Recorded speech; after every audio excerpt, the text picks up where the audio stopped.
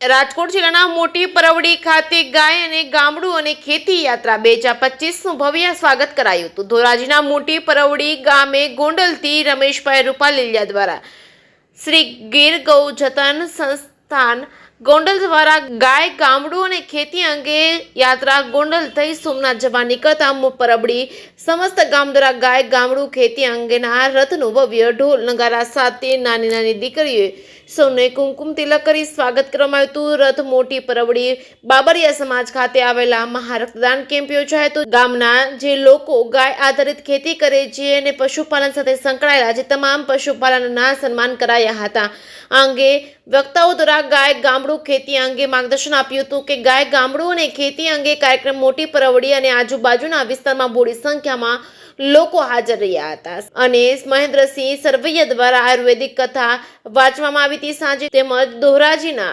સેવાભાવી ડોક્ટર મેહુલભાઈ સંઘાણી આયુર્વેદિક અંગે માર્ગદર્શન આપવામાં આવ્યું હતું। જે કે સિંહ સાથે મતીમ બાપુ સૈયદ ધોરાજી। જાહેર મુક્ત ભારત યાત્રા આજે મોટી પરબડી ગામમાં પધારી આ યાત્રા એક રાષ્ટ્રને ઝેર મુક્ત કરવા આવનારી ભવિષ્યની પેઢીને પ્રાણવાન અને તેજસ્વી કરવાનો સંકલ્પ છે। પ્રાકૃતિક ગાય આધારિત ખેતી જ વિશ્વને બચાવી શકે, તંદુરસ્ત બનાવી શકે એવા સંકલ્પ સાથે યાત્રા દાદા સોમનાથના સાનિધ્યમાં પૂરી થશે।